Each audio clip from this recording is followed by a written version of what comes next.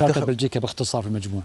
مرشح، واعتقد وصل مرحلة ذروة الخبرة، فمفترض أن تظهر في هذه البطولة. كابتن يوسف باختصار، هل هم فعلا العواجيز على كلام محمد الجزار، ولا محمد الكعبي قال لك الفرصة أن يأخذون البطولة أو يسوون شيء؟ أظن ما نمشي مع الصديق، لأن المقابلات الأخيرة أو المستوى الأخير ديال بلجيكا تراجع بعض الشيء، لهذا فتنظن أن ما يكونش عندهم شي قوة ضاربة في هذا الكأس العالم. أنا أظن الفريق البلجيكي يعني عنده فريق محترم وعنده ترسانة من اللاعبين، وعلى غرار المنتخب الفرنسي هو يعني أنشأ العديد من الأكاديميات يعني اللي تخليه ينتج العديد من اللاعبين ويصدر للعالم في اللاعبين، فمما لا شك عنده فريق قوي. لكن أظن أن فرصة المغرب، أنا مع المغرب في الترشح. يا رب يا رب. مايد، بلجيكا وين بتروح في المجموعة؟ بلجيكا مش حتروح بعيد، ممكن تاخذها في البطاقة الأولى أو الثانية في مجموعتها ممكن، ولكن الدور 16 أقصى طموحها. فريق كبير في السن، هازارد ولوكاكو أفضل لاعبينهم مش في مستواهم. فريق يعني مارتينيز أعلن آخر موسم له مع كمدرب للمنتخب البلجيكي. فريق على مشارف الاعتزال، يعني خلاص ما اعتقد عنده نفس. فريق في المباراه الاخيره في الدوري الامم اوروبا الاخيره كان مستواه مش خالد. يعني انا لاحظت الحين من الكلام انه وكانه ما في اعتراف رسمي بان هذا المنتخب هو تصنيفه رقم 2 على مستوى العالم. غلط، مصنف الثاني يا جماعه. صحيح. هو صحيح المصنف الثاني، بس الحالات اللي تحضر للاعبين في الوقت الحالي، شوف ابو جاسم، المشكله الكبرى ان مارتينيز ما زال ثابت على نفس التشكيله من 2014. صح. يعني ايدين هازارد له 3 سنوات في ريال مدريد شبه اما مصاب او لا يشارك، واليوم هو اساسي في منتخب بلجيكا وكابتن. حتى في الاوقات اللي مر فيها لوكاكو يعني خلينا نقول ايام سيئه، ايام تشيلسي بعيدا عن عودته للانتر، كان يشارك كاساسي. وعلى ذلك نقيس انه مهما حدث من جانب مستويات سيئه على مستوى النادي، المنتخب البلجيكي هو نفس الهويه. انا اميل صراحه لما ذكره الزملاء، وازيد نقطه انه الفارق اللي ممكن يصنع معجزه مع هذا المنتخب هو دي بروين. امانه دي بروين وقف فاز تيبو كورتوا، هذا الثنائي بالتحديد ممكن ياخذ هذا المنتخب لبعيد، باعتبار انه كورتوا يعني قدم في نظري افضل اداء لحارس مرمى في تاريخ نهايات دوري الابطال الفتره الماضيه، ويمر بمستوى متعالي. والاضافه الى ان كواحد مثل كيفن دي بروين هو استاذ هذه الاوقات الصعبه. يعني اعتقد انه مباراه بلجيكا وتونس في المونديال الماضي الفارق فيها بشكل كبير هو دي بروين، هو اللي اخذهم لبعد ثاني. سعد السفير، انت ما هي نظرتك لمنتخب بلجيكا؟ يعني سمعت التناقضات كلها في الحوار الان، وانا ما زلت اكد على ان بلجيكا عندها حظوظ جدا قويه باعتبارها المصنف الثاني على مستوى العالم. أول شيء بلجيكا جارنا، فما بدي مشاكل مع الجار. ولكن أكيد مش الفريق اللي نعرفها من الماضي. وأنا سمعت أن لوكاكو مصاب. صحيح. أنا بحب كثير لوكاكو، هو قوي جدا، مسجل قوي جدا. هو أصيب وعاد راجع من الإصابة. أوكي. أظن أنه يعني بلجيكا عندها خبرة كبيرة، وهذا ممكن بتساعد بلجيكا لتفوت على الأقل الدور الأول، يمكن مع المغرب. في شغلة، مدرب منتخب بلجيكا وش قال؟ قال بما أن لوكاكو راح يغيب عن المنتخب إذا غاب طبعا، فأنا راح أغير من طريقة لعب المنتخب كبرى بسبة اللاعب. صحيح خالد، لأنه تقريبا لعبه كامل مركز على المحطة اللي هو لوكاكو. يعني كله اللعب مركز عليه هجوميا. نتكلم احنا لما تكلمنا، انا اوافقك، يعني نتكلم على منتخب مركز الثاني ترتيب عالميا بدون القاب، يعني ليس بالشيء السهل.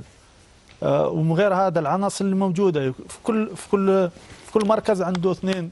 ترى من 3 شهور 4 شهور هو تنازل عن المركز الاول، واللي هو كان صاحب المركز الاول في الرانكينج فيفا سنتين ورا بعض. كل مركز عنده لاعب او 2 يعني مميزين.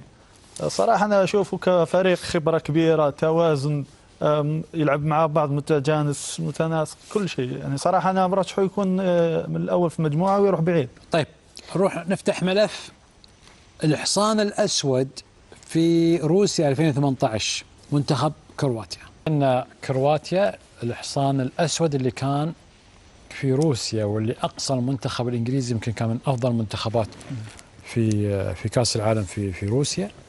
الآن ممكن يكررها ويكون حصان أسود بعد؟ لا ما أعتقد. ليش؟ يعني هم كشفوا في النهايه مع فرنسا للعلم خساره كبيره، صح، منتخب فرنسا مذله كان يعني في مدجج. النهايه تخسر بالكم هذا الكبير من الاهداف، مش شيء مش سهل. على كل عندهم هم اثنين، راكيتش ومونزيليتش اللي ابرز لاعبينهم اعتزلوا، اللي كانوا يلعبوا في 2018 اعتزلوا. الان عندهم افضل لاعب مودريتش، وفعلا كبير كابتن يعني. كابتن يعني على مستوى عالي. وفريقهم ايضا نفس بلجيكا، يعني ايضا في لعيبه كبار صحيح. في السن كثير. ابرزهم يمكن بريزيتش هذا تبع توتنهام، الان مميز جدا، يلعب ظهير يمين في توتنهام. الامس ملعب راس حربه، بس ها شفته؟ امس مهاجم صحيح. مهاجم ملعبه لاعب جوكر. فعلا فريق، يعني فريق عنده يعني هم عريقين في كرة القدم الكروات. كوفازيتش بعد ها؟ لاعب تشيلسي. لاعب تشيلسي نعم. راكيتيتش اشبيليا.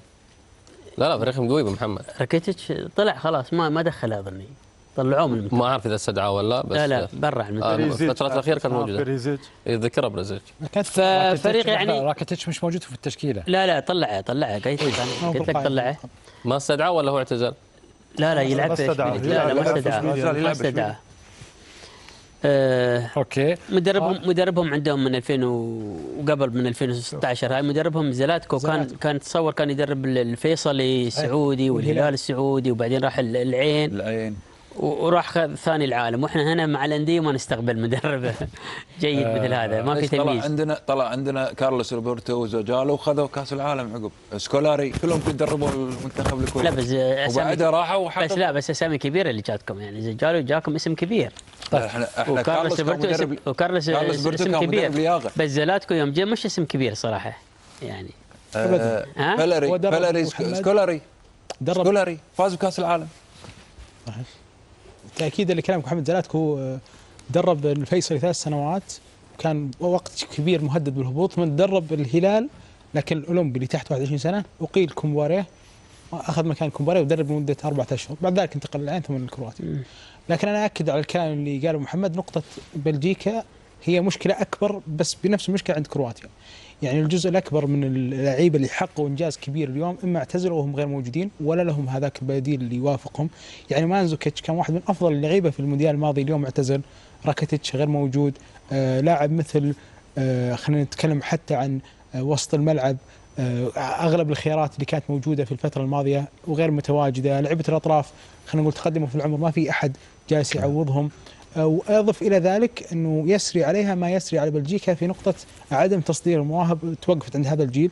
كان واضح في اليورو الماضي أنه كل هذا المنتخب يتوقف على عافية لوكا مودريتش، حتى في حالة الضغط اللي كانت في مباراة إنجلترا اللي تألق فيها أمانة لوكا مودريتش في مباراة الافتتاح، إلا أنه فعلا كل هذا المنتخب يسير على لوكا مودريتش. أيضا شمايكل الحارس انتقل اليوم من ليستر سيتي، فجزء كبير من هذه الأسماء اللي أنا جالس أشيد أنها هي نجوم كرواتيا أغلبها فوق 33 سنة، فهذه مشكلة كبيرة أمانة على مستوى المونديال.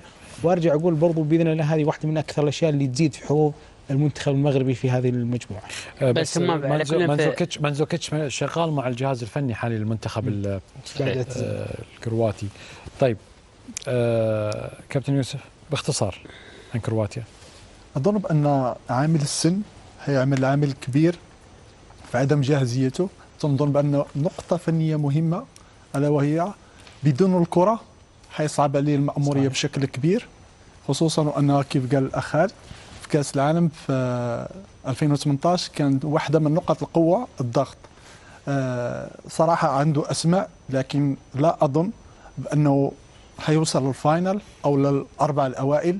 المهمة ديالو تكون قصيرة في كأس العالم. كابتن رياض تكلم صح؟ أنا أظن المنتخب الكرواتي يعني سبق وحقق نتيجة كويسة في 2018، فأظن في فرق زي المغرب باش تنافس أكثر على الترشح، وممكن بس على كل هي هم في التصفيات المؤهله لامم اوروبا 23 قدموا اداء جيد، تصدروا مجموعتهم على حساب فرنسا. ها هي واحده حساب النمسا يا بلجيكا يا كرواتيا اللي باش المغرب ان شاء الله لو يعني تلعب يعني تقدم اداء اللي انا نتوقعه، بالاخص اذا كان شاركت كمجموعه. يعني مشكله الفريق المغربي عنده نجوم، يعجب بالنجوم، دائما عنده نقطه ضعف النجوم، يعني لان فريق اللي يبدا مدجج بالنجوم ويلعب النجوم كل واحد يحب يظهر نفسه، فاذا كان ما يلعبش كفريق بعقليه فريق، وهذا ممكن باش يضيفه المدرب الشاب الرقراقي ان شاء الله. اظن اذا كان ينجح في التعامل مع الفريق ويلعبوا الفريق المغربي للفريق، اكيد عندهم برشا نقاط قوه، فريق متكامل، فريق عنده نقاط قوه في كل الخطوط، عنده حتى اكثر من 2 لاعبين. فممكن في مشكله على اليمين باش يلعب بنصيري ولا باش يلعب، لان زوز لاعبين مختلفين في الاداء، واحد اكثر هجوم وواحد اكثر يعني متوازن دفاعيا وحتى في الهجوم. نصيري واضح انه بيحط نصيري يمين وحكيم يسار خلاص.